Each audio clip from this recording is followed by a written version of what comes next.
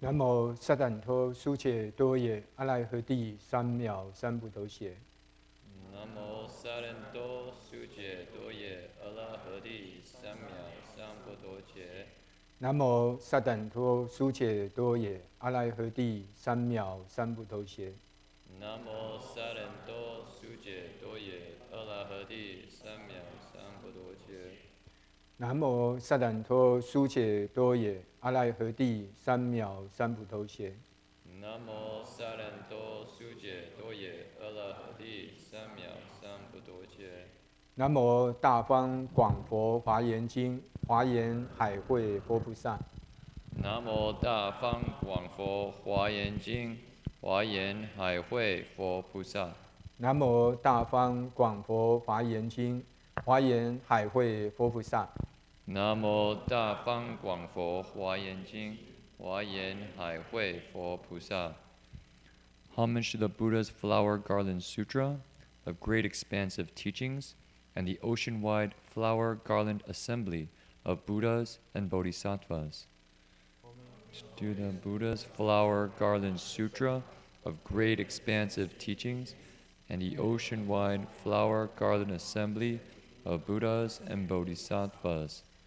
无上甚深微妙法，百千万劫难遭遇。我今见闻得受持，愿解如来真实义。 The unsurpassed, deep, profound, subtle, wonderful Dharma in 100,000 million eons is difficult to encounter. Now that I've come to receive and hold it within my sight and hearing, I vow to fathom the thus come one's true and actual meaning. 上人、两位法师，还有各位佛友，大家阿弥陀佛。今天是2013年8月17日，星期六晚上。那现在是在加州伯克莱圣寺，我们晚上继续来研究《华严经》的实地品。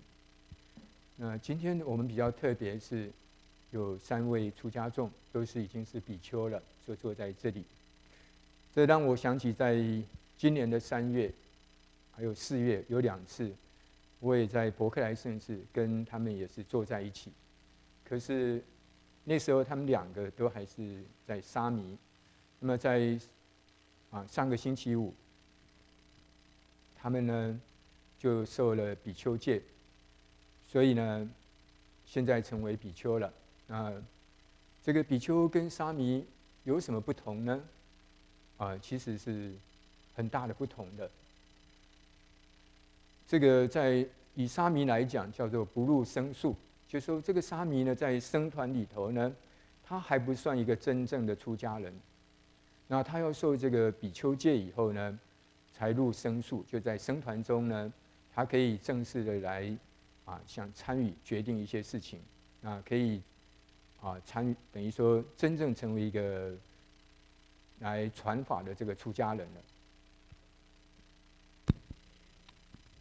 了。Amitabha. So today, all Buddhas, Bodhisattvas, Venerable Masters, 2 Dharma Masters, as well as everyone assembled here today. Today is August 17th, 2013. We're here in Berkeley Buddhist Monastery in California, Berkeley, California, United States of America. And this today, you can say, is quite special because in front of you, we have 3 Buddhist monks, 3 fully ordained Buddhist monks who are bhikshus sitting in front. I remember back in March and April, I came down to Berkeley Monastery also to give a number of lectures. And these lectures I had as well the same 2 people next to me, but at that time they were novice monks, they were shamis. And so last Friday, they both received the bhikshu precepts.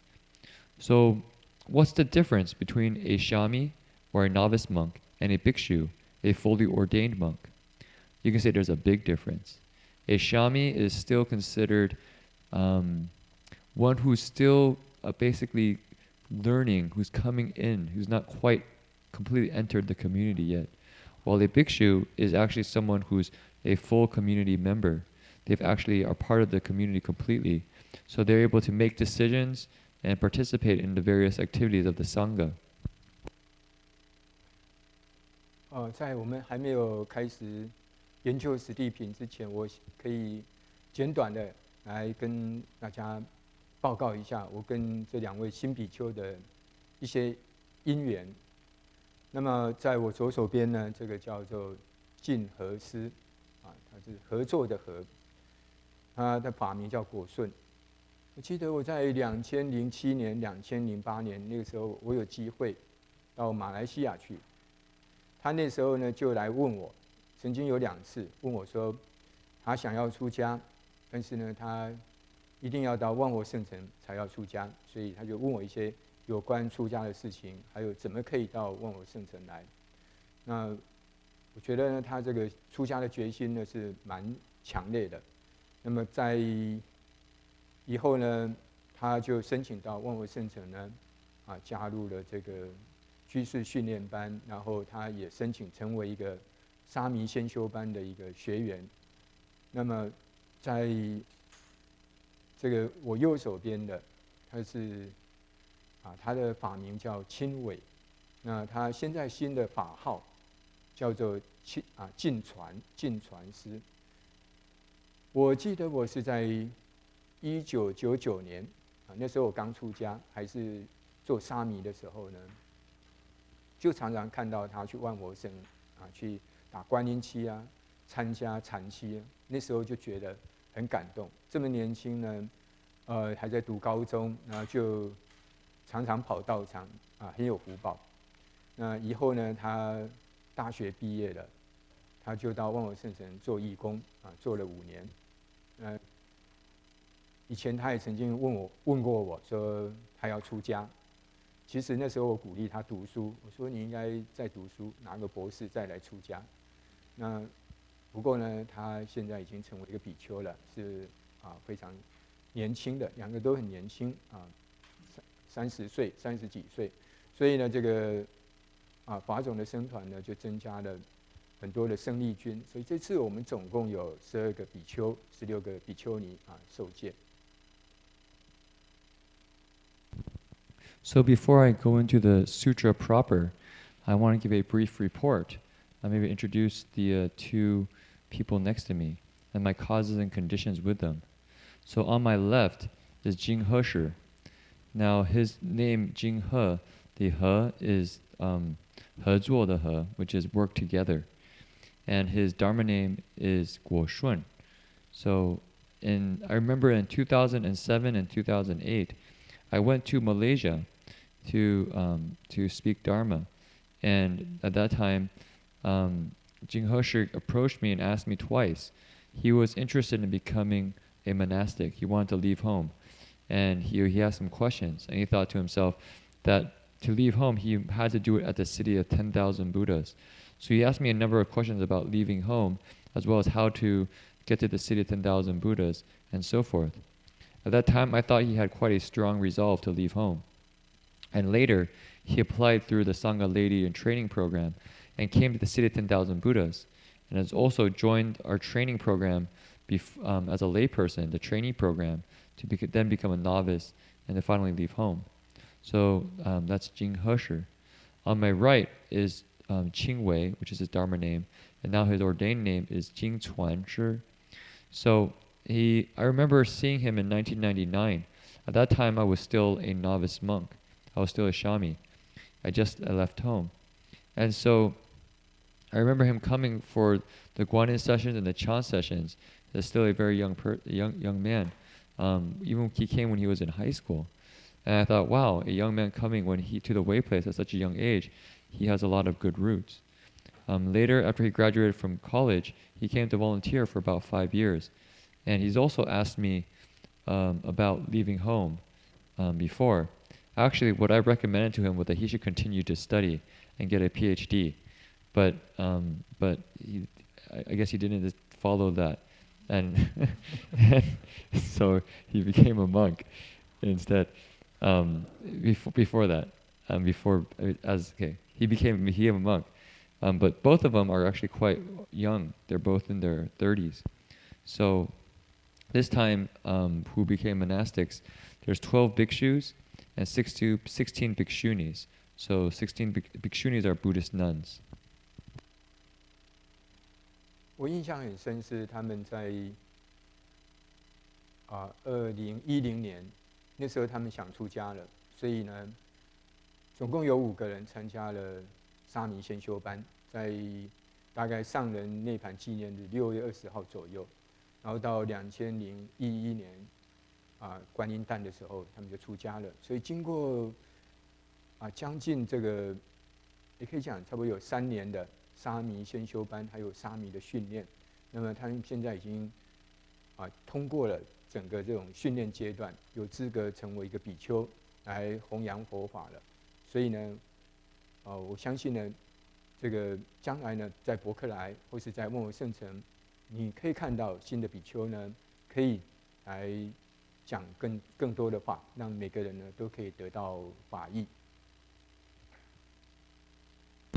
So I had a big impression in 2010 when a group of 5 at that time became trainees together at the City of 10,000 Buddhas. This was during the Venerable Master's Nirvana, so that was in July of 2010. Later, in March of 2011, they became novice monks together. And then after about, you can roughly count up to now, almost 3 years of training to get to this point. And so I believe that now they've actually become bhikshus. They can take up this duty and responsibility of propagating the Buddha Dharma. I believe that here in Berkeley Monastery, as well as the City of 10,000 Buddhas, we'll see them teaching and hopefully share the Dharma with more people, and more people will be able to learn the principles of the Dharma. 那么他们这一次在受戒的时候，我有机会在戒坛里头呢，亲眼目睹看到他们受戒，因为我做引礼师，所以呢，我看到这些戒子在戒坛上精神抖擞对着戒师来求戒。当这个觉摩阿舍里呢来问他们说：“汝是发菩提心丈夫否？”那么他们就会回答说：“是发菩提心丈夫。”那这个时候呢，其实呢，魔宫会震动的我相信你们都听过这样的一个事情。当比丘呢要登坛受戒的时候呢，他们在戒坛，然后觉摩和尚呢就会问他们说：“你是不是发菩提心的丈夫？”他们就回答是发菩提心的丈夫。那这个时候就有这个地形夜叉，夜叉是一种鬼，叫劫疾鬼，跑得很快的。这个地形夜叉呢就听到这个讯息了，他就跑得很快就把这个讯息传给空行夜叉。那这个空行夜叉呢，他就也是跑得很快，他就跑到这个6亿天的最高天，就是那边呢是他化自在天那边有一个魔王的宫殿，就把这个讯息传给魔王。那魔王呢一听说人间呢有一个人跟着佛出家成为比丘了，所以呢这个魔的眷属就少了。那这时候魔王呢就会很恐惧、很害怕，所以呢魔宫就震动了。所以比丘登坛受戒的时候呢，这个魔王除了害怕之外，魔宫也震动。因此呢，这个比丘就有3个意义。第一个意义叫起誓，因为这个比丘呢在佛寺里头要去托钵乞食的。第二个叫怖魔就是说当他登坛受戒的时候呢，魔王就觉得很恐怖了，因为这个比丘呢将来他可以大做佛事，而且呢比丘呢他修行可以成为这个阿罗汉那因此呢魔王就很恐惧、很害怕。第3个叫做破恶这个比丘呢他可以破烦恼恶就是说他呢要把这个世间的烦恼见后思后这些烦恼都给破除掉了，那他就可以真正的离苦得乐，了生偷死。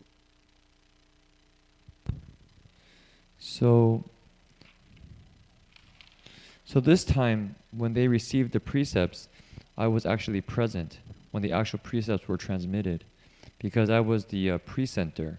I was the one, you could say, the wano or the proctor leading the ceremony to help them to receive the precepts. So I could see each group of new monastics coming up, and requesting the precepts, were very sincere to ask for the Dharma and to ask for the precepts. And on part of this procedure, the Acharya or the teacher would ask them, "Are you a great hero who has made the Bodhi resolve?" And they would answer with great energy, "Yes, I am a great hero who has made the Bodhi resolve." At that point, I believe everybody knows or has heard that Mara's palace shakes. So Mara, who is the can you say the kind of the embodiment of evil, the kind of demonic energy in Buddhism, his palace shakes, and when this is how does this happen is when the procedur's teacher, Acharya, makes the pronouncement. An earth yaksha, who is a very you could say a very quick ghost. He has a lot of he's a very speedy ghost. He hears the news and passes it to an airborne yaksha, and this airborne yaksha takes this message all the way to the sixth desire heaven, the heaven of receiving the happiness of others, creation from others' happiness. This is the heaven where Mara lives, and so he transmits this message to Mara, and Mara gets very frightened because his own you could say his own retinue and his own the people that he's in control of is lessened by one, because now this person has entered the Buddha's family, and also he's not just scared; his whole palace shakes. So this is connected to the idea of a bhikshu, who is a Buddhist monk, which has three meanings. The first meaning is that of a mendicant, which means that he goes on alms round. He receives alms for his food. The second is that he's a frightener of Mara. This is because he can do a lot of work for Buddhism, as well as cultivate to arhatship. And finally, he's also one who breaks through afflictions, who is able to you could say destroy the various afflictions, vexations, and the various views and delusions. So this is the three meanings of a bhikshu. 好，现在我们就开始来研究十地品。那我想这有比较长的一段经文，我们可以再稍微做复习。虽然十法师已经有讲过一部分，我们可以从第32页的中文最底下2行来开始读一遍。So we can start the sutra proper now in the 10 grounds chapter. If you could please turn your books to page 32 and 33. We will start, although Reverend Heng Sure has gone over parts of this already, I'd like to start from the very beginning, to read from the beginning. And so it's on page 32, the very last 2 lines. So we'll start reading from there.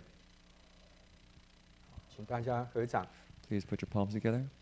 20金刚藏菩萨告解脱越菩萨言：佛子，菩萨摩诃萨第四地所行道，善圆满矣。欲入第5难胜地，当以10种平等清净心去入。何等为10？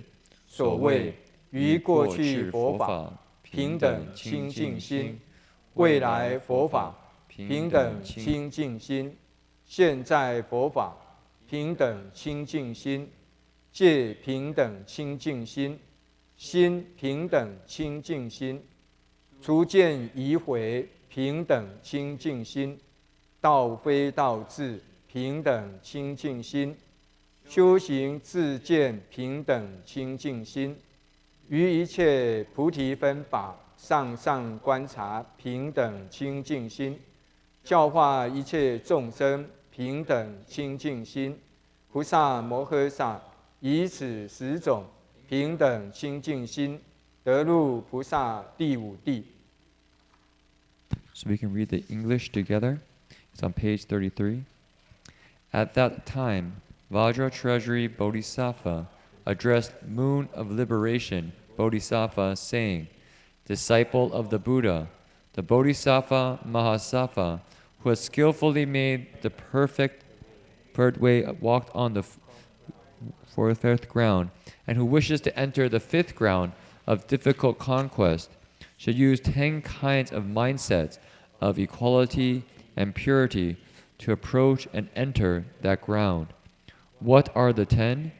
They are a mindset of equality and purity towards the Dharma realm of the Buddhas of the past, a mindset of equality and purity towards the Dharma of the Buddhas of the future, a mindset of equality and purity towards the Dharma of the Buddhas of the present, a mindset of equality and purity towards the precepts, a mindset of equality and purity towards the mind, a mindset of equality and purity from casting out views, doubts, and regrets, a mindset of equality and purity in the knowledge of what is and what is not the way, a mindset of equality and purity in cultivating knowledge and perspectives, a mindset of equality and purity in making increasingly excellent contemplation of all Bodhisattva dharmas,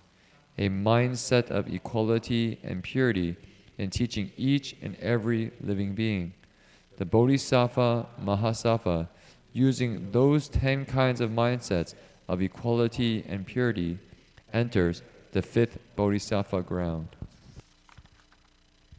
好，所以这一段经文就是菩萨呢，从第4地要进入第5地，他必须有10种平等清净心，才能够进入这个第5地。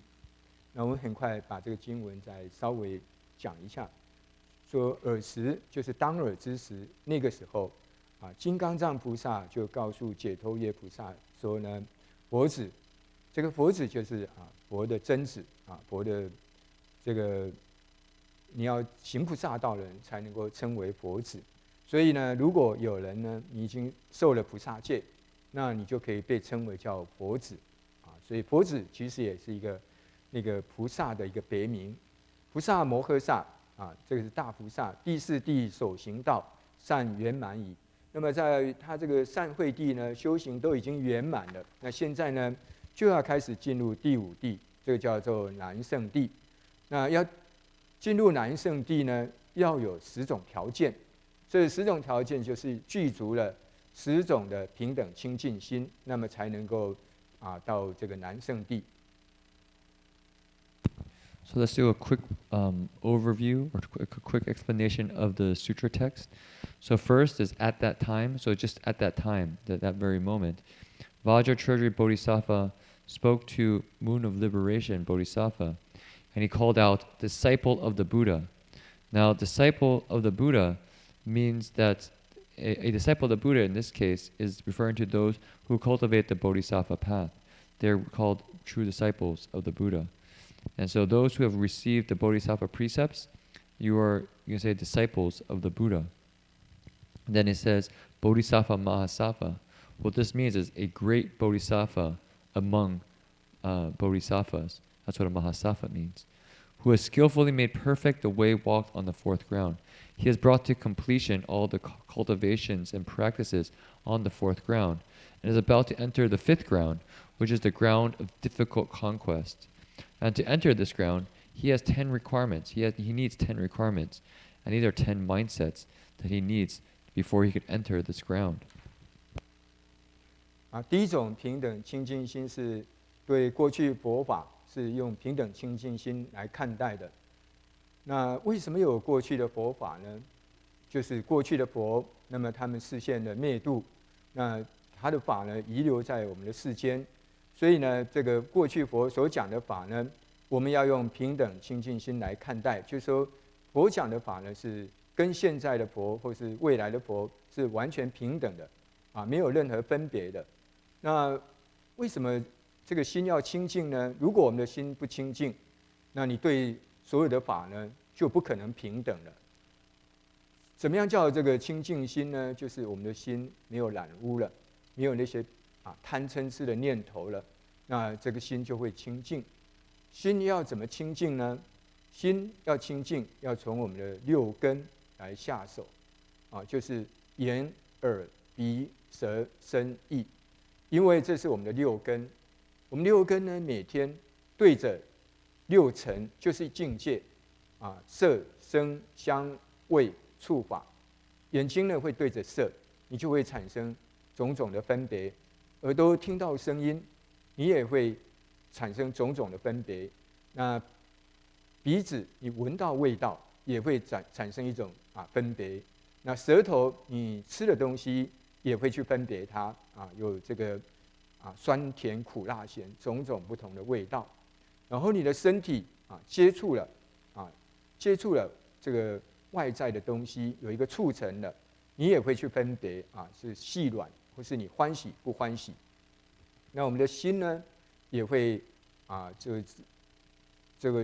是跟这个心呢，就是跟那个法心缘法，在这个法尘上呢，你也会做分别。所以我们的六根呢，对着六尘呢，就产生种种的识别。那因此呢，这个心呢就不清净，也不平等。所以我们必须从这个六根去清净了，我们的心才能够清净。So the first mindset is that of an equality and purity towards the Dharma of the Buddhas of the past. Now, why are we talking about the Buddhas of the past? Or who are these Buddhas of the past? Well, these are the teachings of the Buddha who have already manifested entering nirvana, who have already left the world. And so their Dharma is still in the world, but they're no longer here. And so we need to look at their Dharma with a mind of equality. And for instance, when we look at the Dharmas of the past Buddhas with the Dharma of the present Buddhas, then there's no distinction. We don't give any distinction. They're level and equal. And so also the idea of purity. Why do we need to have a pure mind? Why do we need purity? It's because if we don't have purity, then we really can't look at the Dharma with equality, or this kind of evenness of mind, this kind of equanimity. We can't look at that with this equanimity. And what does it mean to have purity? Well, it means our mind does not have greed, hatred, and delusion. We don't have these three poisons. So how do we begin to purify our mind? Well, we begin with the 6 sense organs. Those are the eyes, ears, nose, tongue, body, and mind. These are the 6 senses. And these 6 senses, you can say, interact with the 6 sense objects. And the 6 sense objects are forms, which our eyes see, sound, which is what our ears hear, fragrance, which is what our nose smells, taste, for instance, we taste sour, spicy, sweet, hot, etc. Taste, eyes, ears, nose, tongue, body. And our body, so our body touches something that's hard or soft or smooth, and we think we like it or dislike it. And then we have our mind, and our mind interacts with dharmas, or you say mind objects, oftentimes thoughts. And so again, we make distinctions. So throughout all these interactions with our 6 senses, with these 6 sense objects, we begin to give rise to discriminations. We begin to make various distinctions. And so then, because we do that, we cannot have a mind that is pure and equal, or has equanimity. 除了对过去佛所说的法用平等清净心来看待之外，那么对未来的佛法也是用平等清净心。那么未来这个佛是谁呢？其实未来佛呢，就是你就是我每个人都有份的，因为每一个众生都有佛性，都可以成佛，只要修行呢，都可以证得佛果。所以呢，每个人都是未来佛。当我们未来成佛的时候，我们也可以像过去佛、现在佛一样，来演说种种的法门，来度化所有的众生。那么未来佛他所演说的法，也是跟过去佛、跟现在佛是平等的。所以呢，我们要修学这种菩萨道，也要用一种平等清净的心来看待未来佛所演说的法。那么现在佛呢，他演说的法也是平等，也是清净的。所以，如果我们的心也是平等清净的，那我们也可以用这种心来看待现在佛的法。这个其实这个法呢，如果以佛法来讲，它有一个定义。什么定义呢？这个法呢是什么？不变的。这个如果是真理，它古今不变，三世同尊，就是从古代到现在，那这这个道理不会改变的，因为它是一种真理。那不管是过去、现在、未来，这个佛所演说的法，就是一种真理。所以呢，它古今不变。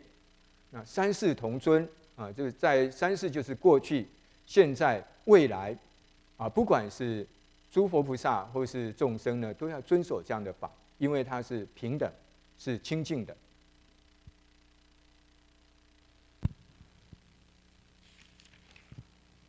So we just talked about the Dharma of the Buddhas of the past.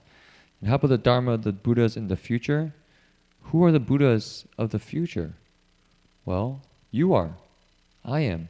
Everyone is. We all have a part. All living beings are Buddha, can become Buddhas. They just have to cultivate the way, and in the future will become Buddhas. So here, the Dharma of the Buddhas in the future are just all of us.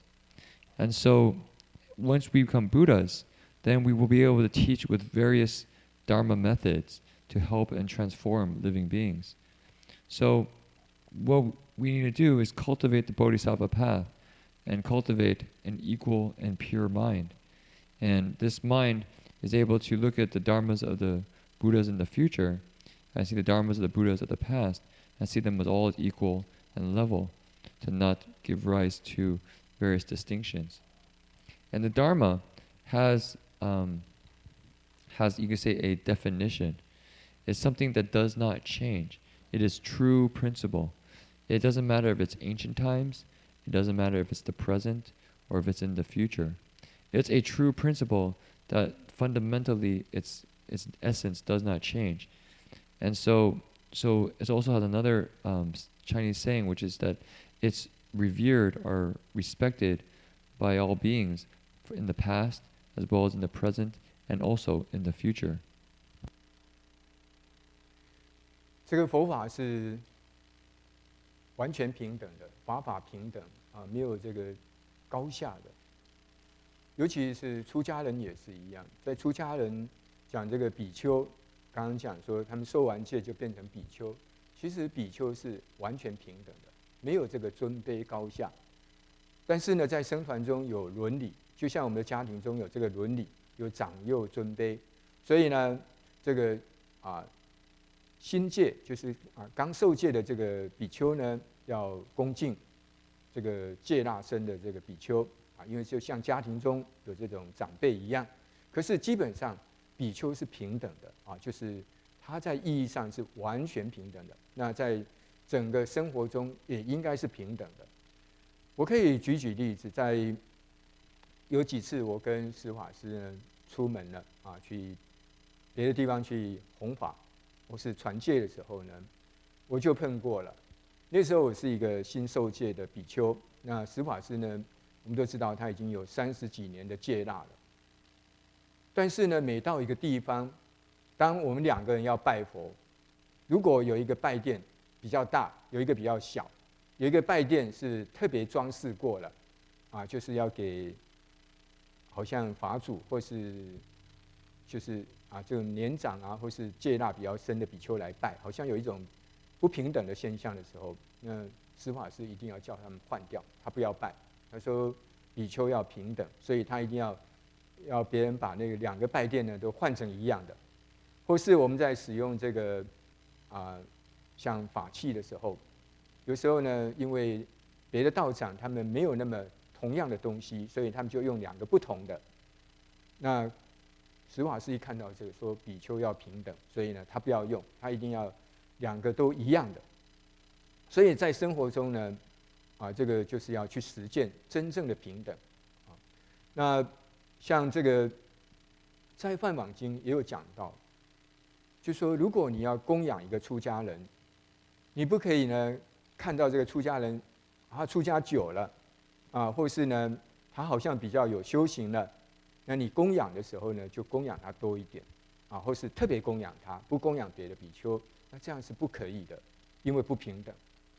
所以呢，在《梵网经》也讲到说呢，你想要去求愿你有什么愿要求了，那你要供养出家人的时候要怎么样？要依照次序来供养的，就是这个在僧团里呢有比丘，你就一个一个照次序供养。你不能特别看重说，哇，这个比丘有修行啊，他可能是一个阿罗汉啊，正果了，你就特别要找他去供养。那这个在戒本上就告诉我们说，你这样的供养是错误的，而且是不合乎戒律的。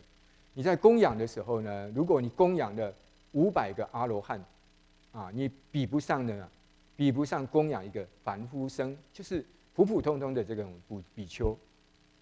那为什么供养500个比丘，500个这个阿罗汉，还比不上供养一个普通的凡夫僧的功德呢？因为你的心不平等，你用不平等的心来供养，你的供养的功德就不圆满了。所以呢，你如果用很平等、很清净心来供养一个比丘的时候，那个功德比什么都还大，啊，所以呢，这就是佛法的真正平等处。So in Buddhism, the Dharma is completely equal and level. It's completely equal. Even for monastics who leave the home life, the household life, and become bhikshus, which I just talked about before, they're all equal. Where all of us are equal. There's, however, still some etiquette and manners, and you could say a way the relationships are handled in a virtuous fashion.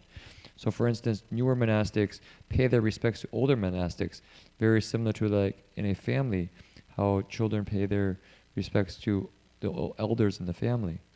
However, when it really comes down to it, the bhikshus' lives are extremely equal. They're all treated with equality. Then the living conditions are also equal. We're all supposed to be given the exact same thing. I'll give you an example. I remember going with Reverend Heng Sure to speak the Dharma or to transmit the precepts when I was still a very new bhikshu. At that time, he was already probably over 30 years as a monk. And when we go to the various branch monasteries, when we would get to a place, say there's a bowing cushion, and there's 2 bowing cushions. One's a bigger cushion, one's a smaller cushion. Or one cushion has a little bit more special decoration, has a little bit more something, you say, special on it, to signify that this person has maybe older in precepts. So whenever he saw anything that was not equal, he said to the people there, this has to be changed. We need to get 2 cushions, be it both small, to be exactly the same. Because bhikshus need to be equal. They need to be treated with equality. And so I remember that quite clearly.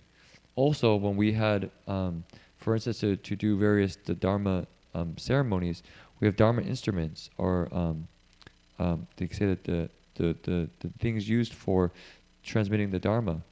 And so sometimes the monastery only has 1 set, or different sets. Again, Reverend Heng Sure did not allow for that, and so we had to use the same thing, although they might be not ideal. He would want us to be level and equal. And so this is the spirit of how, as monks, we're level and equal. Also, in the Brahma Net Sutra, there is the principle of making offerings to the monastics, and how you cannot look to a monastic and make offerings because he is who's older in the precepts, who has been a monk a longer period of time, or one thinks that he might have some accomplishment in cultivation, maybe as an arhat, and think, oh wow, I want to make offerings to him specifically and not to the others.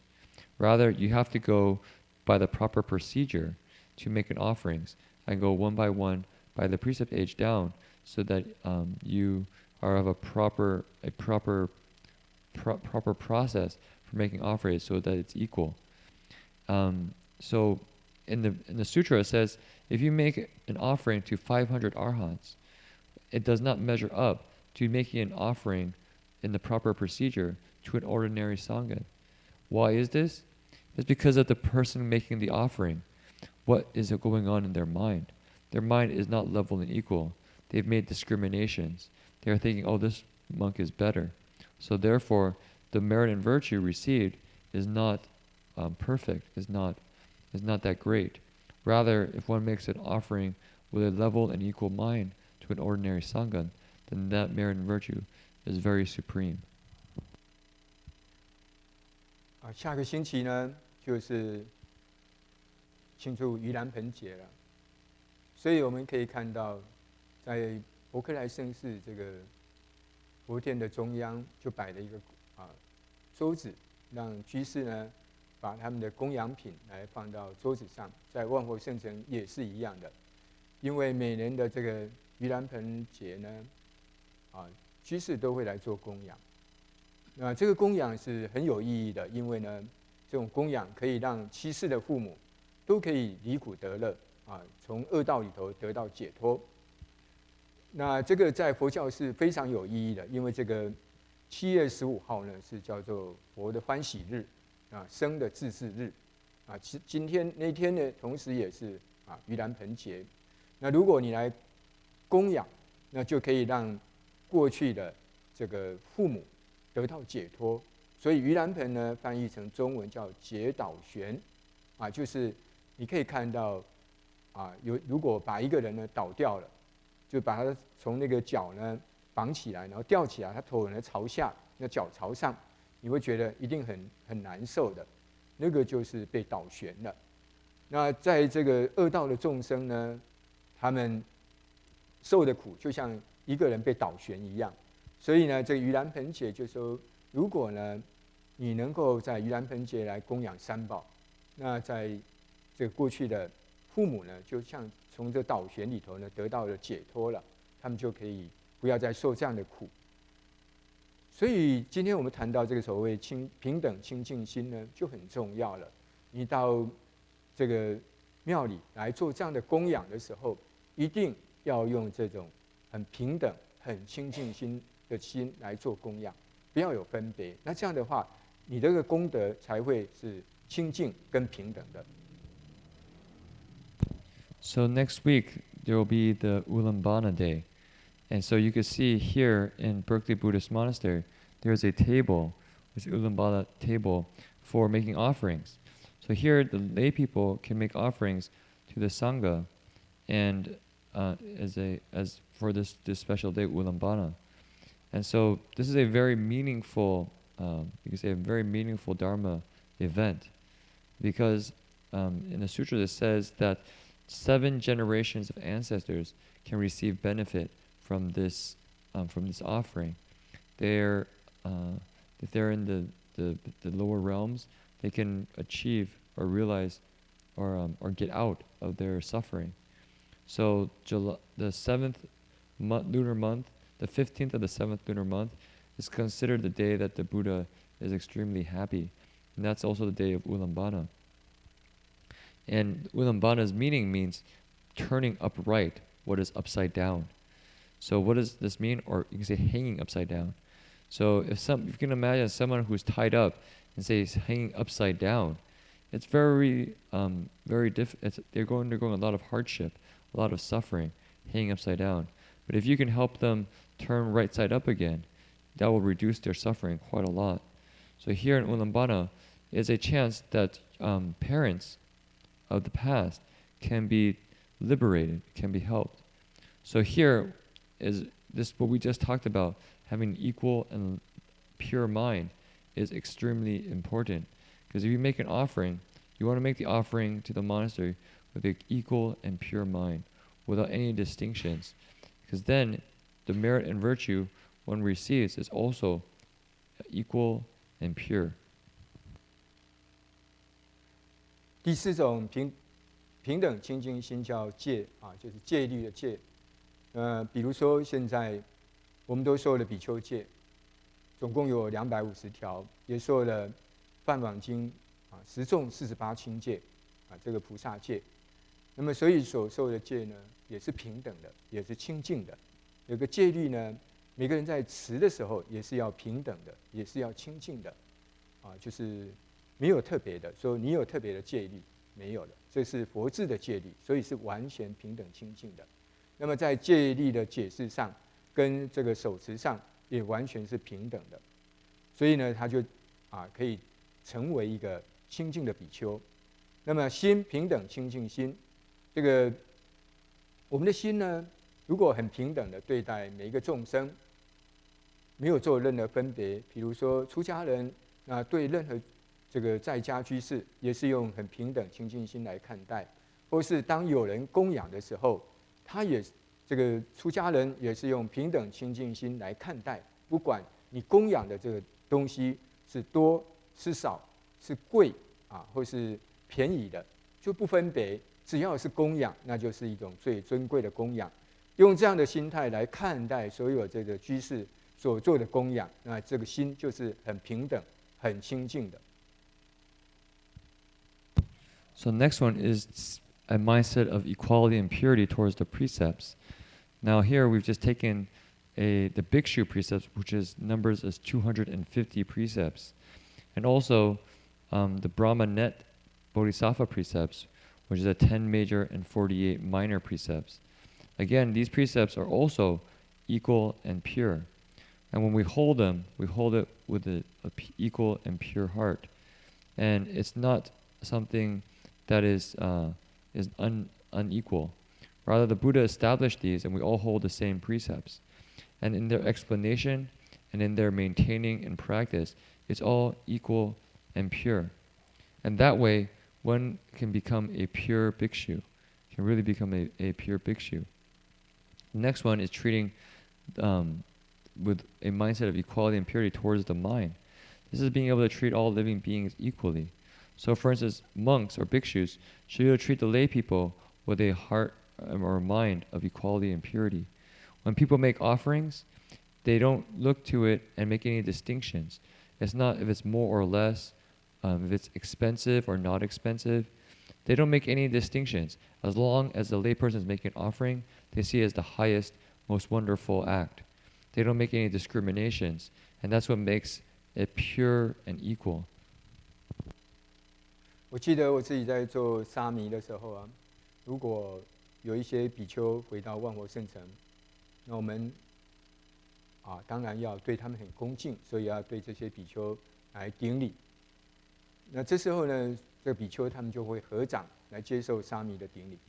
后来我自己受戒了，那因为呢，对这些资深的比丘还是抱着一种恭敬的心看到他们回去的时候，我还是会去跟他们顶礼。可是情况就不一样了，我跟他们顶礼，他就跟我顶礼了，就回礼了。可是我就觉得很不习惯，因为那个毕竟呢，他们就是戒纳比我们深。可是呢，为什么他们会回礼呢？也就是说，当我们跟资深的这些比丘来顶礼的时候，他会也是给我们顶礼呢？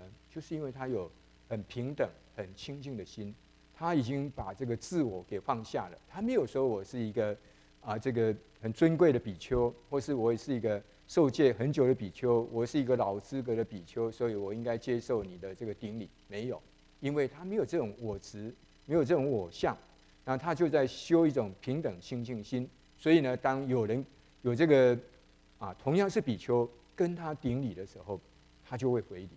所以这是一个非常好的修行法门就是没有这种我执的、我见的。那他对任何人都是用平等心来看待的，因为他的心呢，已经在变成清净了。所以呢，如果呢我们在修行的过程当中，时时刻刻对每个人都有一种恭敬心不轻视别人，那我们的心呢就会趋向一种平等跟清净。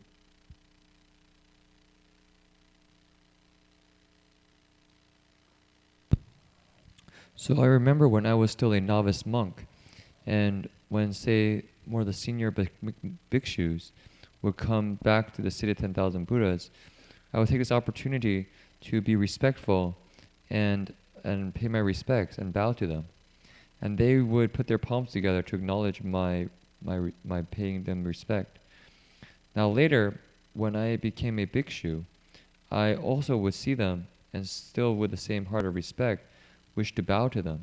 So when I bowed to them, however, something different happened. They would return the bow back to me. They would bow to me as well. This was something I was unaccustomed to, because I thought, well, these are my senior monastics. They're much older in precepts than myself. But this is also a manifestation of a pure and equal mind.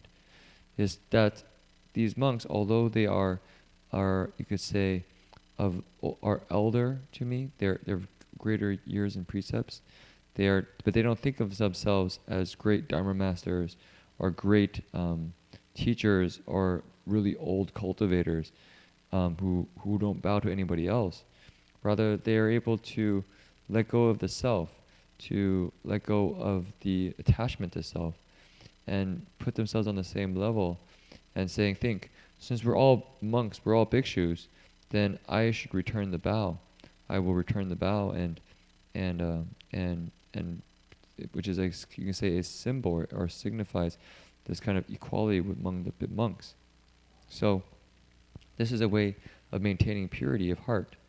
So over the path of cultivation, on this path of cultivation, we really want to be respectful to everyone we meet and not look down on anybody. That will really be helpful for our practice. 我想那个两位新界的比丘呢，他们一定有很多感想可以跟大家分享，所以剩下的时间，我们就先请那个净和师来跟大家谈一谈。So I think the two new monks should probably have a lot of experiences that they could share with everybody. And so I first asked Jin-He Shr to maybe share. Amitabha everyone, my name is Jin-He and I'm from Malaysia. I wasn't expecting to be speaking so early. So I guess I have in my mind to quickly prepare something else to talk about. But what I'd like to say is that today I was reflecting in my mind, and today seems to be a really special day in my opinion, because first of all, we have Reverend Heng Sure, who's celebrating his mother's 90th birthday in Toledo. 90 years old. And then Dao Master Fan here, his mom is also 90 years old. And she's back in Taiwan, and he communicates with her on a very regular basis. 我插一下嘴，出家人的母亲都很长寿。Let me just add up something. It seems like the monastics' mothers have very long lives.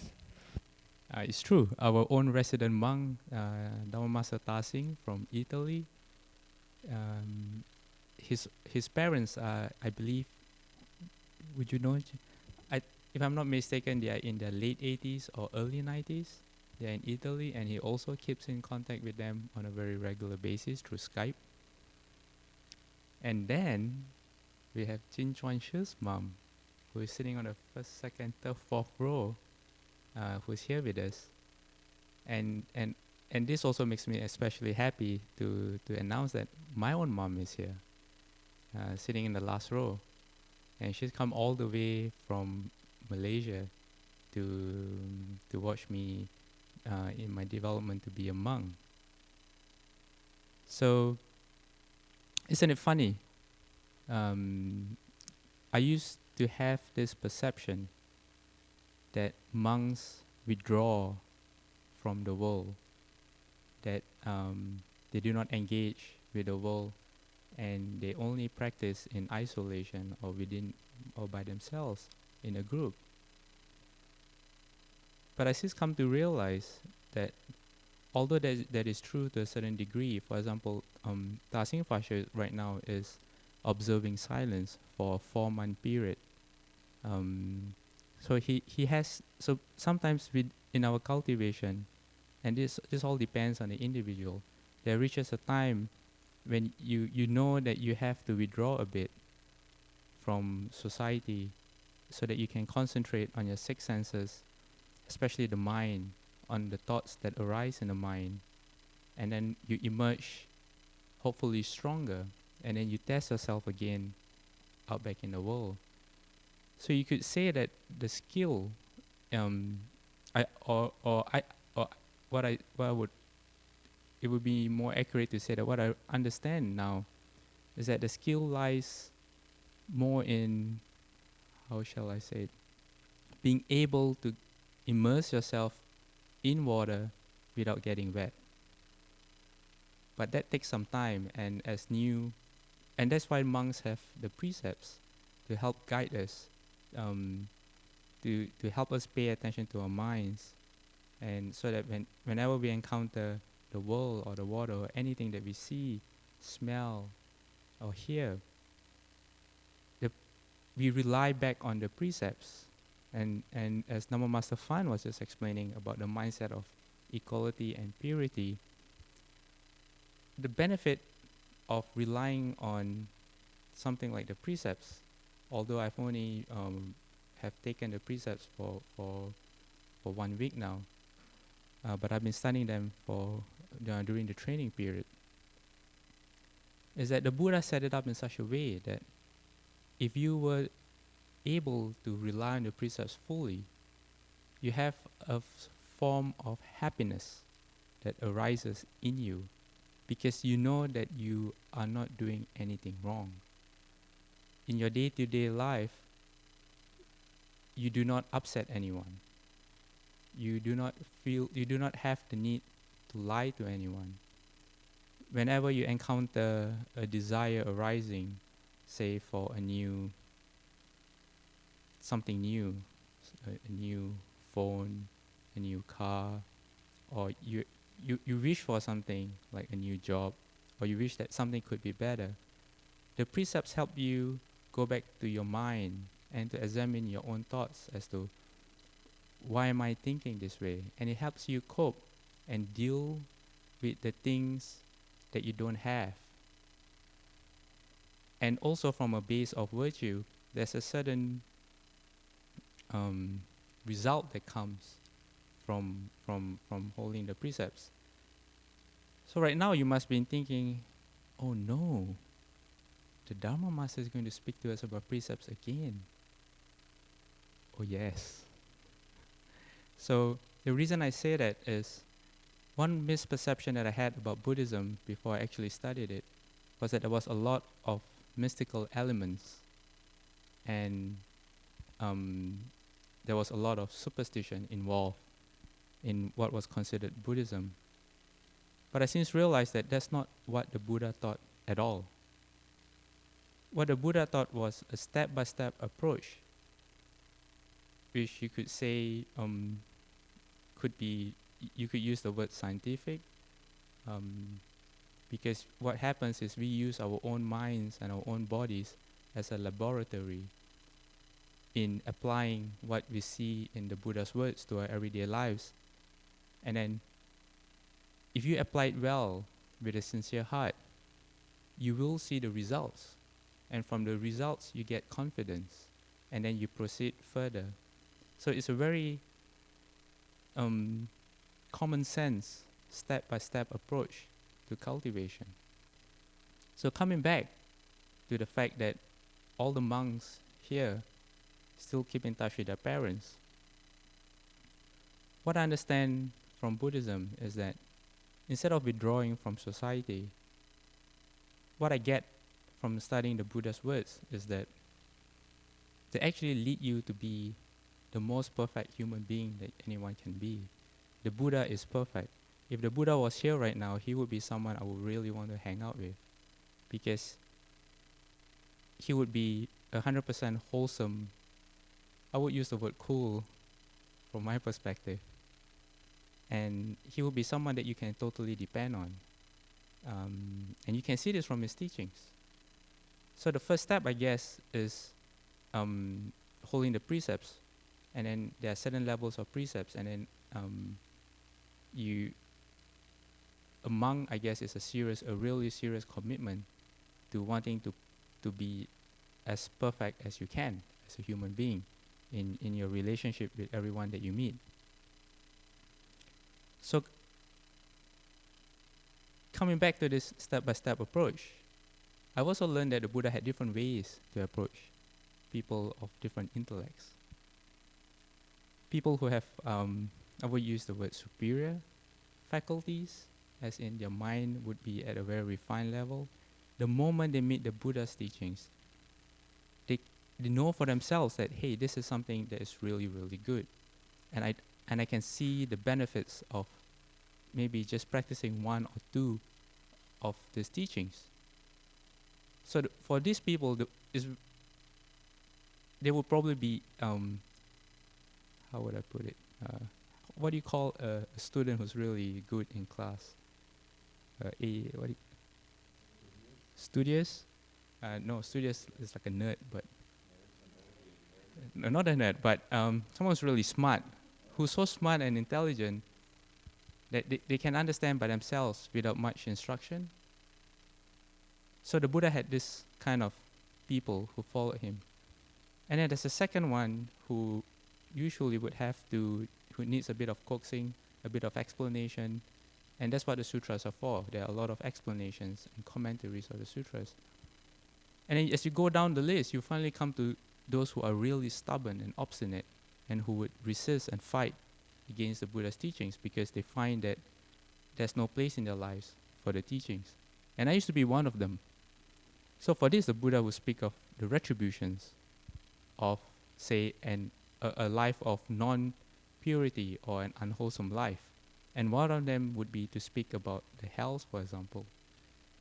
And that was one of the reasons that brought me towards Buddhism, because I was, and it worked,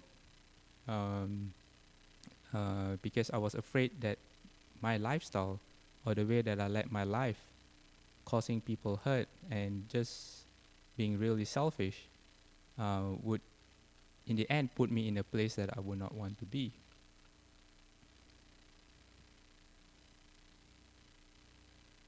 So coming back to the Buddha's teachings as a step-by-step, let me retract. When I was young, my mom would try her best out of her compassion and her love to try to teach me. And a mother's love and compassion for her children is so great that when they try to describe the great compassion of a bodhisattva, they use the analogy of a mother's love for her children.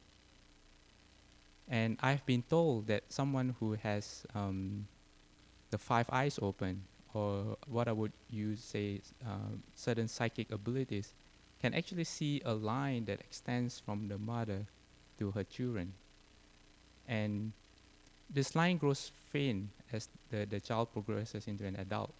But I'm sure if you ask any mom, including those here, the line never really goes away. So, but when I was young, how would I repay my mom's kindness? I was really stubborn. So I would fight with my mom. And as a result of that, my mom had several canes in the house. And these are the good old days when you would, because children sometimes, especially like me, cannot listen to reason. So you have to find other ways to discipline them, just like the Buddha has different ways of teaching people. So my mom would take the cane and she would tell me, stay there. But I may have been dumb, but I wasn't that dumb. I would run. So it would be like a game of chess. I'll be running around furniture, faking left, going right, to fool my mom. But eventually I would run into a dead end, like a toilet, lock myself in. And that would be checkmate, because then my mom would just be by the door saying, come out now. And I would, and face the consequences. Okay, so that's a sidetrack. Now what I want to speak about is the step-by-step approach. I want to hold an exercise with you, a very quick exercise, if you have some patience for what I'm for me. If you would you hold your right hand up? Okay, and then you make a fist, but you relax your fist. Now you clench your fist, and now you relax. So you are able to hold your fist. You're able to hold your hand in the fist, but in a relaxed manner, right? You don't have to clench your hand to hold it in the form of fist. So is everyone having a comfortable sitting position right now? Okay? All right. Close your eyes. All right? So now concentrate on your face and tell yourself, relax my face. Okay, close your eyes. Relax my face. You can put your hand down now. You don't have to hold your hand in the fist. Just relax my face. Relax my face. And try your best to feel the muscles in your face. You can say it to yourself if it helps. Relax my face. And then now we can move to the neck. Say, is my neck tense? Relax my neck. Relax my neck. Relax my neck. And now we can move to the shoulders. You can feel if there's any tensing in your shoulders. Let your shoulders down. If it helps, take a deep breath. And as you let go, you let your shoulders droop. And say, relax my shoulders. Relax my shoulders. And then now you can move to your chest. And feel if there's any tension in your chest. And you go through the same thing. I relax my chest. I relax my chest.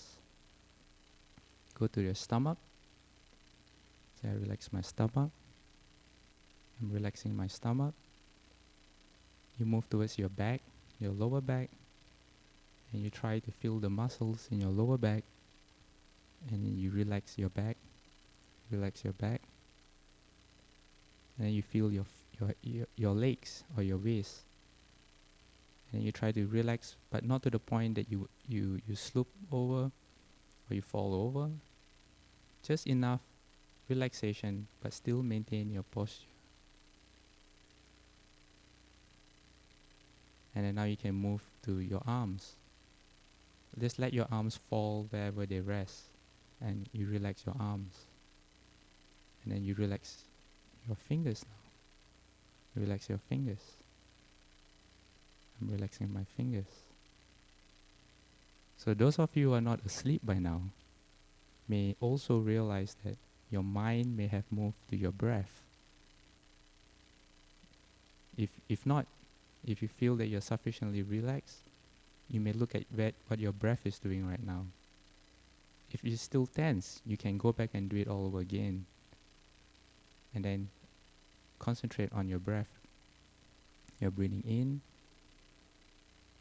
Take as deep breath as you want or as shallow as you want, and then you breathe out.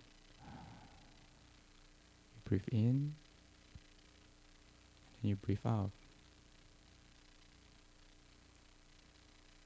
Okay, now the exercise is over. When I did this exercise, by the way, this was taught to me by the abbot of Dhamma Master Heng Liu at CDTB.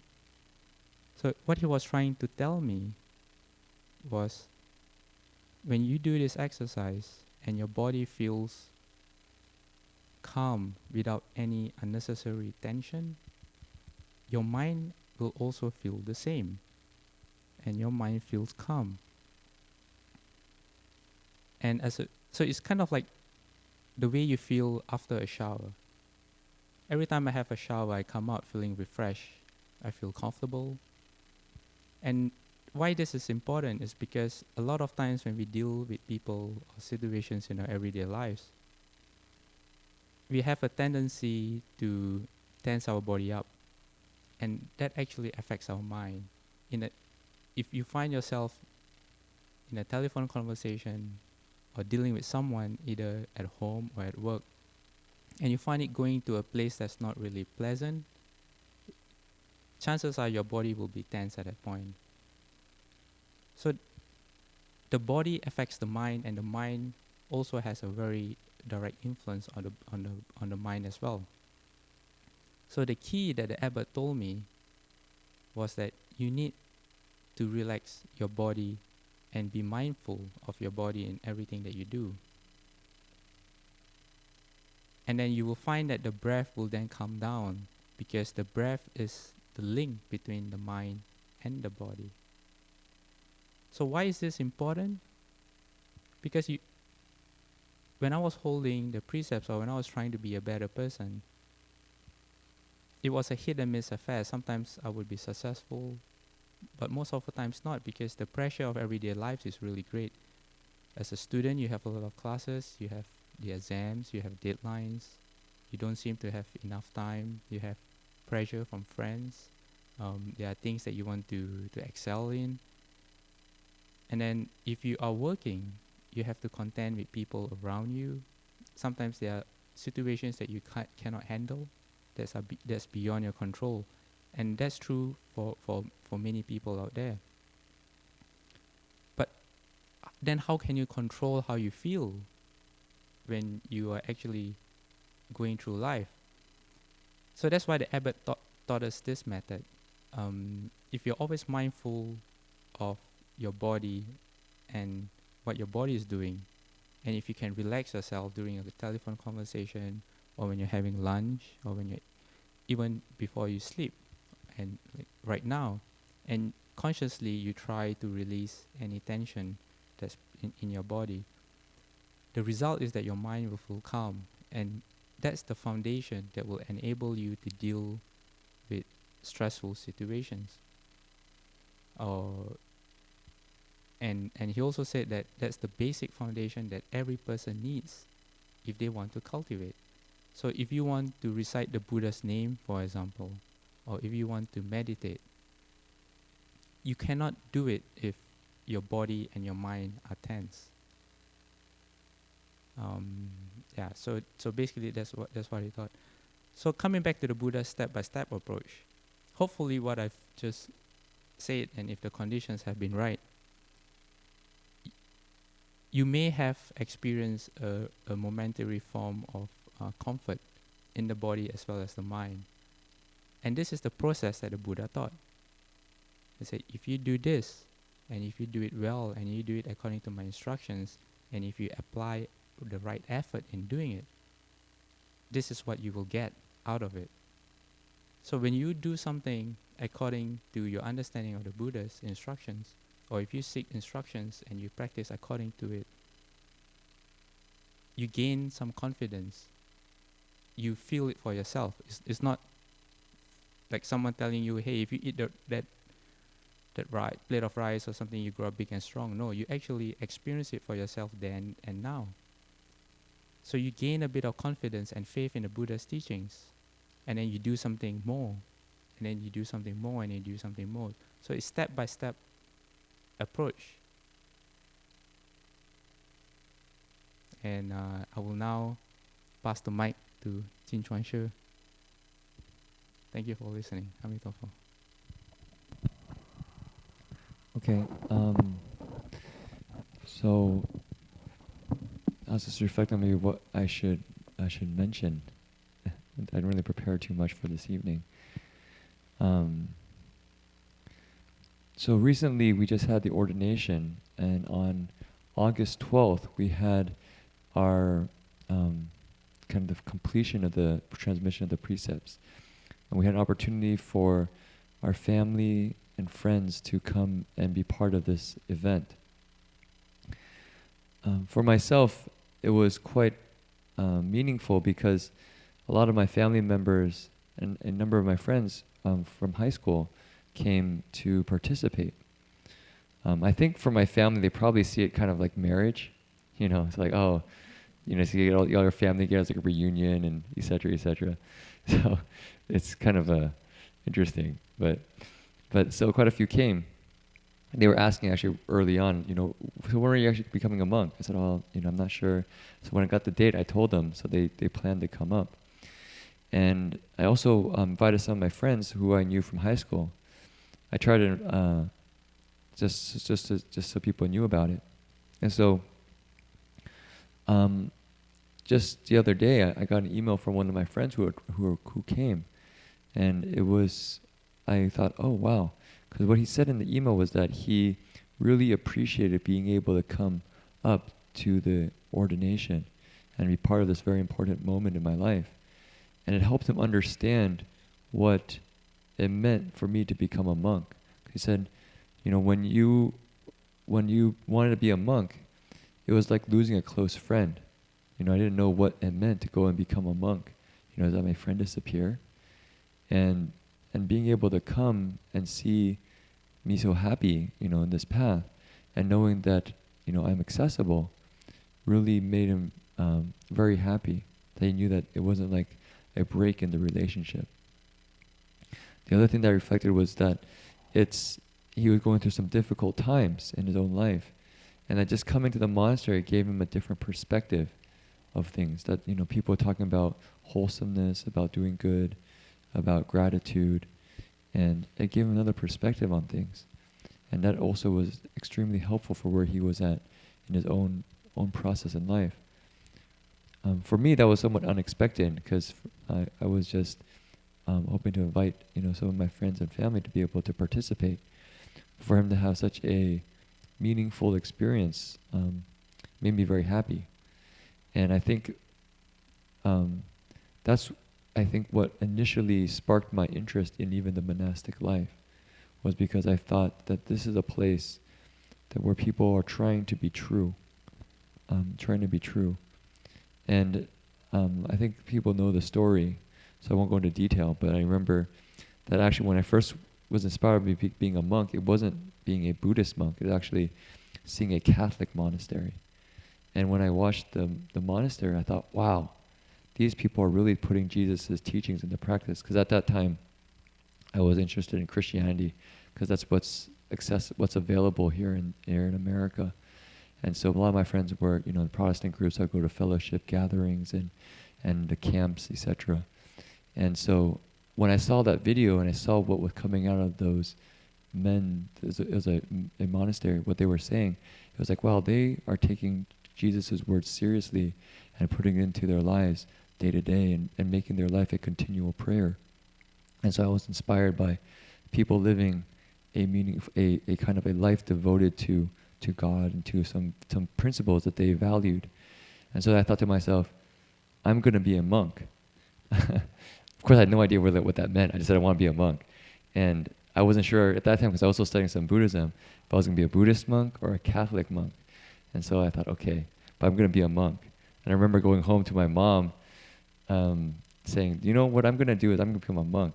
And I remember expecting her to be extremely happy for me, because at that time I think in America, we all have this kind of dream that, we try to figure out what we're supposed to do in life. And that'll make, we always watch in the movies, somebody figures out what they're supposed to do in life, they'll be extremely happy, right? And so I remember being really happy. I figured out what I'm supposed to do in life. And I went home and told my mom, I figured it out. I've been looking around and trying to understand what I'm supposed to do, and I now know. And she said, whoa, what is it? I said, well, I'm going to be a monk. And I remember that the look on my mom's face was of utter horror. It was of utter horror. And it's safe to say I didn't bring it up for probably another 10 years.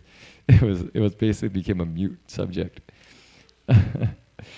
And so it was quite a long process for over these, I could say, 14 years from being in high school, having that initial aspiration to now. And I looked at myself wearing these yellow robes, and I'm still somewhat, it's like, wow, how did this happen? Because it never was in any of of my wildest dreams. I don't think I would ever thought I'd become a monk before I had that kind of interest at that point in high school. Before that, video games, basketball, doing all the normal things of high school.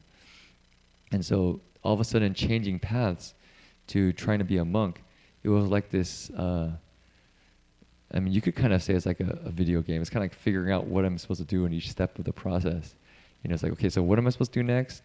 What am I supposed to do next?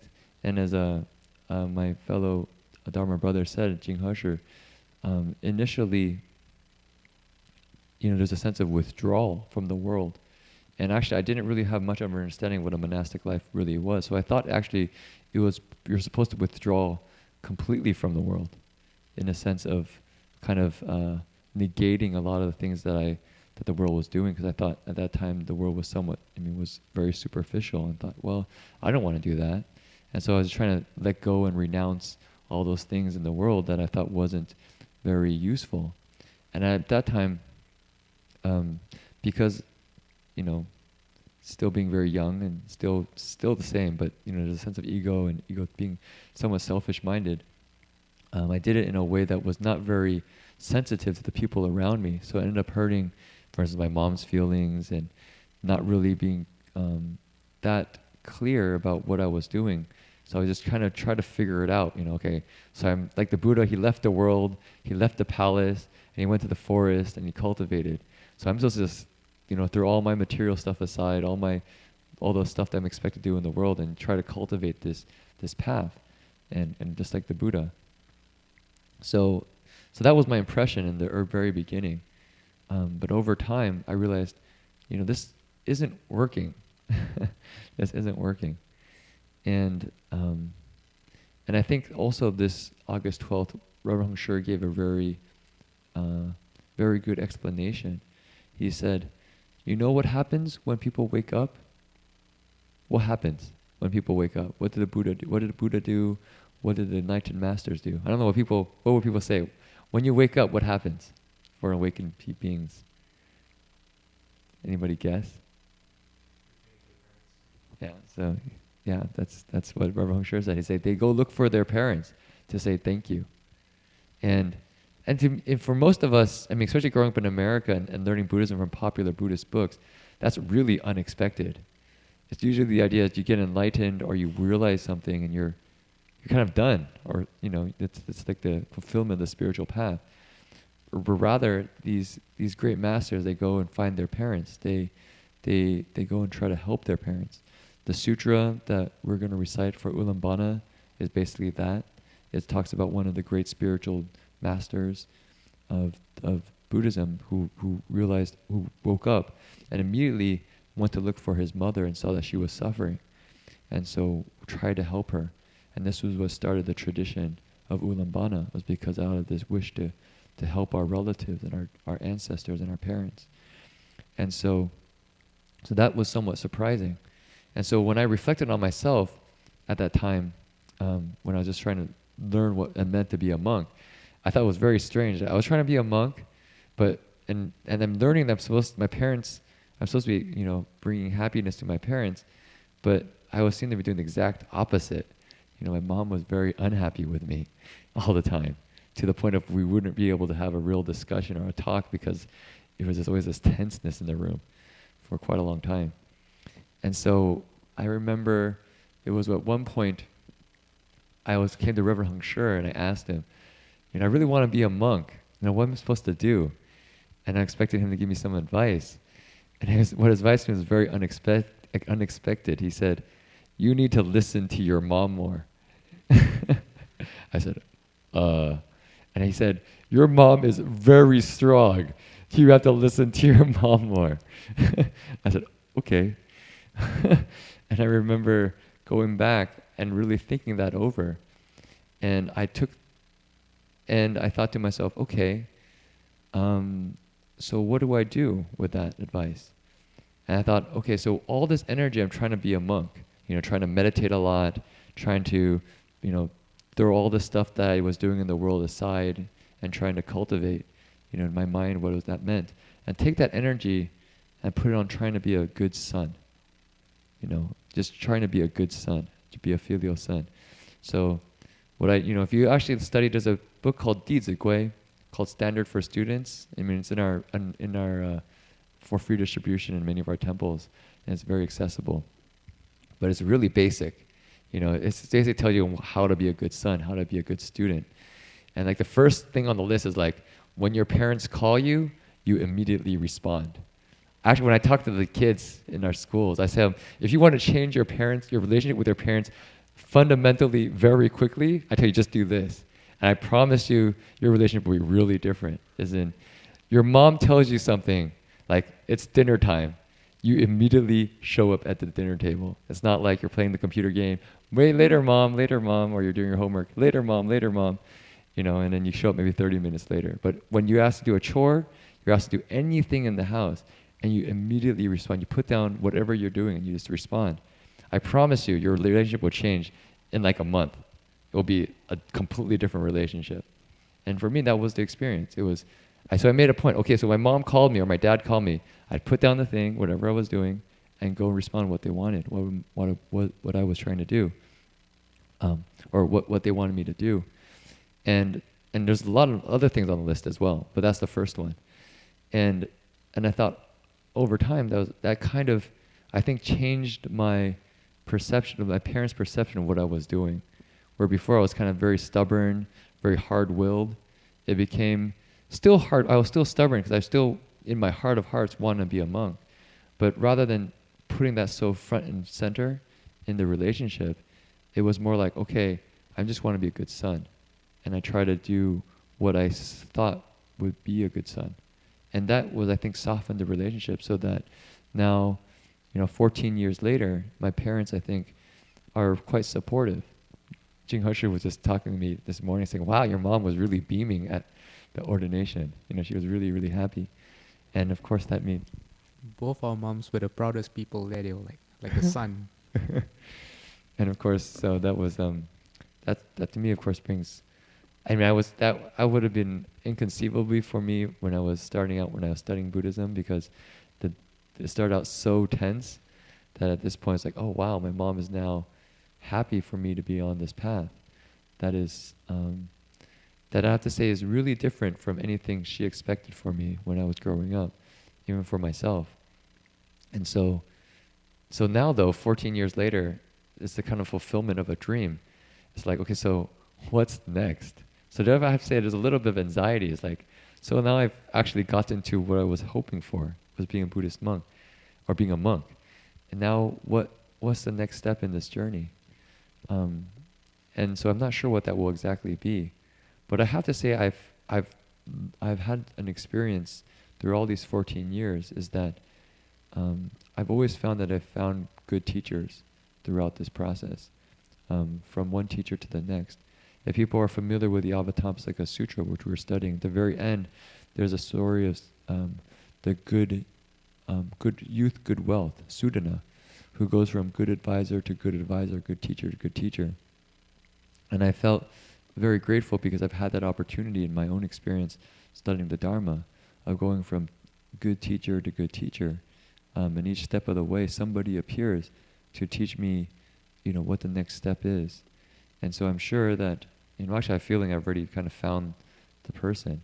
But in terms of the next step in life, the next process of how to be a good monk, and the actual robes, is the next step. And so I think I just take it a step at a time. I've realized, it's a long journey. It's a lifetime commitment. It's not just a lifetime commitment. It's lifetimes of commitment. It's going to be many, many, many lives. And in a way, that's actually quite inspiring, because what I found in Buddhism is the scope of the mind expands beyond my wildest dreams. If I was to imagine myself 14 years ago in my mind now, I couldn't even conceive of how I would see the world now.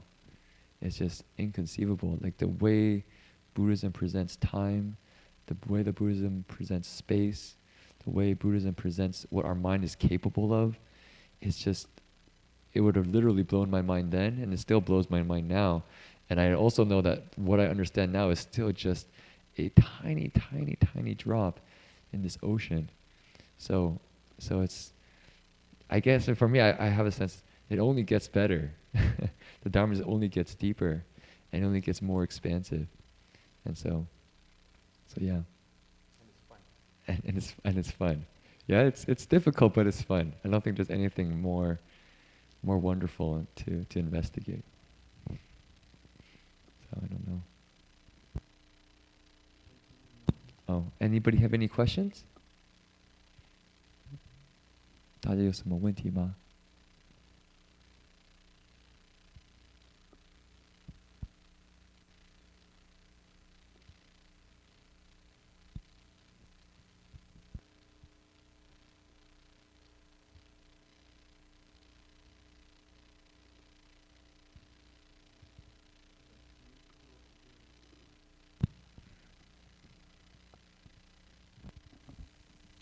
That's the plan. Yeah. Yes.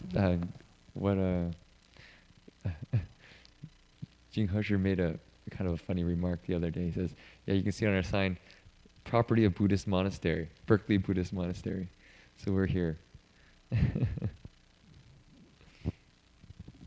But we'll be spending a lot of time in CDTV as well. It all depends on the duties that are assigned to us and the work that we have to do. So we'll be here as much as we can, especially now to support Dhamma Master Tashing, who is observing a 4-month silent period. So all of you please support Master Tashing. Don't go up to him and say, "Can I talk to you?" or "Can you talk back to me?" or just give him his space. And if you see him, you don't have to avoid him, but just let him be, and he'll be really happy. So we'll be spending our time back and forth, depending on the need, but mostly you will be here.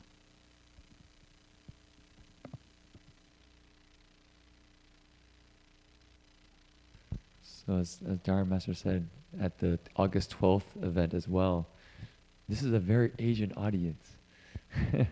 Because in Asian culture, most people are very silent whenever something comes up. Is there any questions? Everybody looks down. In American culture, it's usually, call on me, call on me. So don't be shy. If anybody has any questions or thoughts or things they'd like to share, please feel free to do so. Yes, Angela.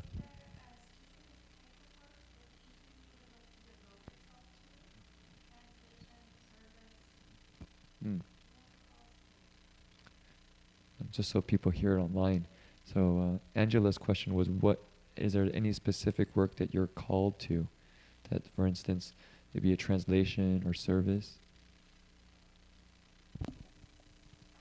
I guess it would be trying to fulfill what the Brahma Master established, as in bringing Dharma to the West. That seems to be really what I want to do. Of course, the priority is still my cultivation, but like I said, the trick is getting in the water without being wet. So my responsibility while carrying out my duties would be amongst responsibilities while carrying out his duties, would be to always have his mind in the right place, always be watching over his own mind.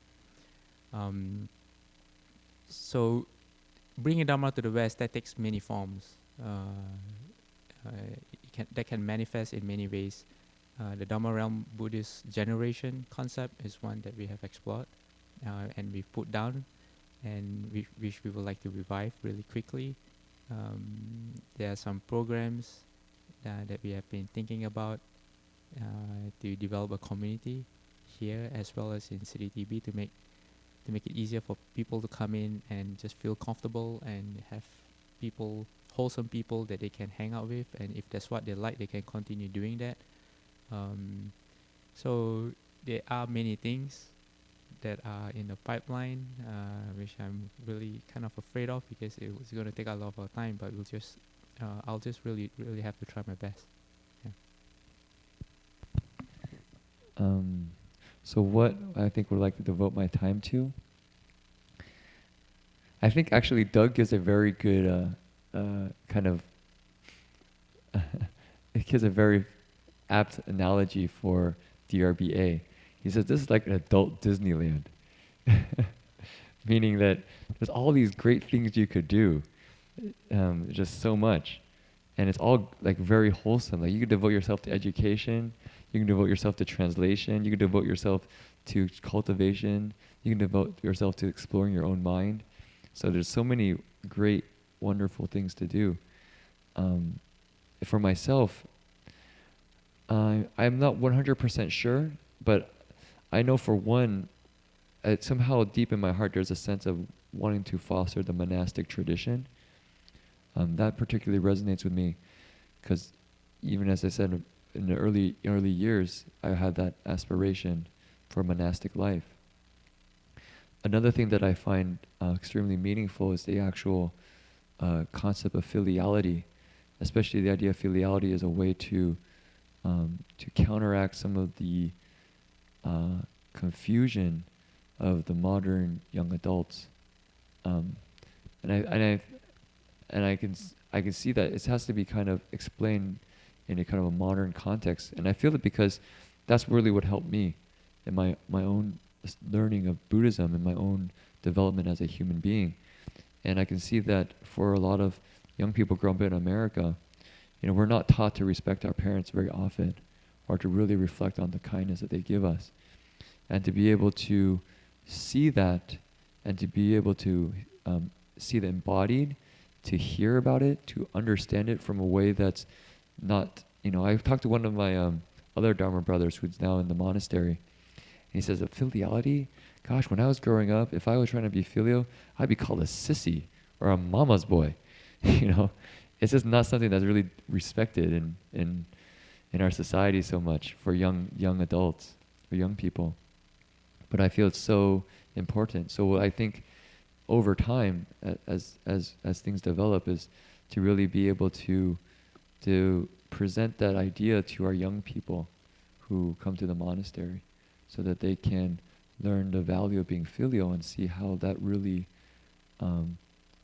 actually, they say that the foundation of precepts is actually filiality. The foundation, and the foundation of cultivation is the precepts. So really where it comes down to starting out is filiality. So if we really want to have Dharma come to the West, we start with, laying a good foundation of being a human being. Can I add to that? What Jin-Chuan Shr just mentioned, the basis of the precepts, the foundation. I've heard it also explained that the foundation of a human being is filiality, and it's been described as a tree where filiality is the roots. So if you have good roots, then you'll be strong as a person. And I don't mean physical strength, but your soul or your spirit that will carry you and that will give you strength as you go through your life. So filiality is the roots that will nurture and feed the rest of the tree, which is a person. That concept is really alien, even in Asia now. So that's why we can see the world becoming increasingly more confused and turbid, and a lot of people are suffering because they don't have the roots to be able to sustain themselves, and that's why they go wrong.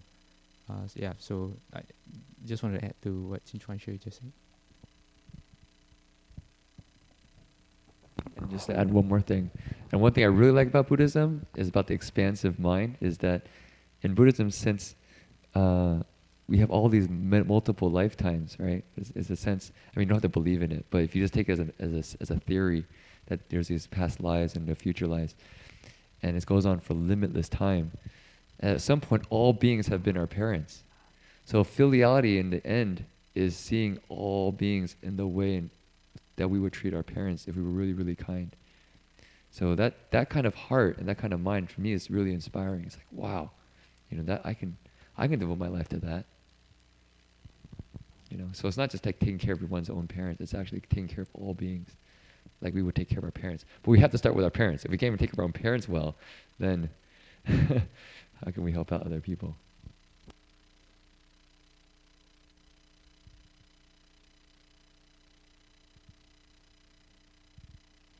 今天晚上呢，讲到很多孝道啊，就是平等、清净心。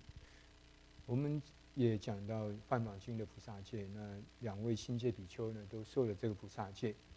这个菩萨戒里头有2句话说：一切男子是我父，一切女人是我母。就说我们呢，把世间上所有的男人呢，都当成自己的父亲一样来孝顺。所有的女人呢，都当母亲一样来孝顺，所以呢，这样的话，我们对人呢都会恭敬平等，而且心也会清净，因为你对你的父亲、对你的母亲，绝对不会生的淫欲心的，你的心就会清净了。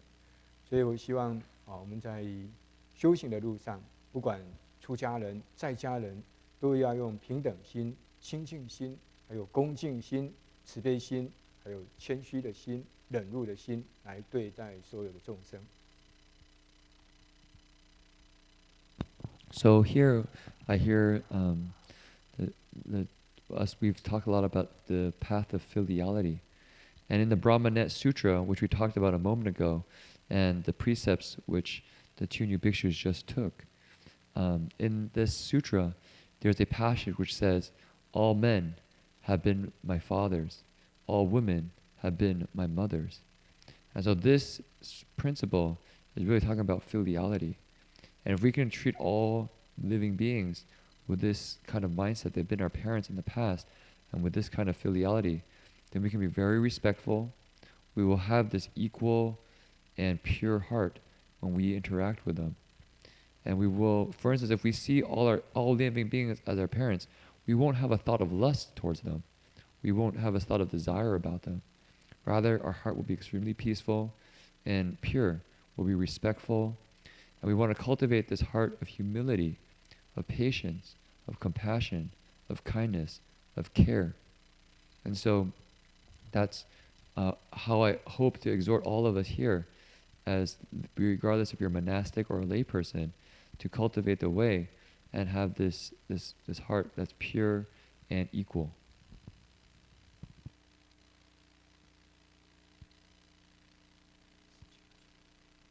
Okay, any announcements? So I believe tomorrow is Ulambana. If people have a chance to get to see 10,000 Buddhas, we'll be starting Ulambana. Starts 几点钟开始法会？8点吗？8 o'clock in the morning. So people, I'm sure there's actually people driving up, so that's why there'll be fewer people here tonight. So if you want to carpool up, I'm sure you probably can find something if you ask around. And then on next week, Berkeley Monastery will hold its Ulambana. So if you can't go to Ulambana CDB, you can come here on Saturday.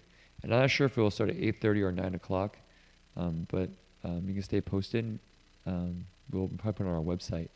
So you can participate in that. That's a chance to really recite the Ulambana Sutra and reflect more on the concept of filiality, if people get the chance. And what else is happening? Anything else? Oh, I guess if there's one more thing, is that the Earth Store Sutra recitation session, our Earth Store session is coming up from August 31st to September 7th. So that's at the City of 10,000 Buddhas. We're also going to try to organize some English lectures in the evening like we've done before. So you can stay posted. Okay. Okay, so we do transference of merit. If you look at your sheet here and on the back, it says dedication of merit. And for those who are new to dedication of merit, you can think of it as a prayer. It's a prayer not so much to receive something, but rather it's a prayer to give things away. It's to take all the goodness that we have from listening to the Dharma and looking into principles that are wholesome and lifting. They lift the heart and wish to share that with other beings. And so this is a musical piece that helps us do that. So people have it. Palms together.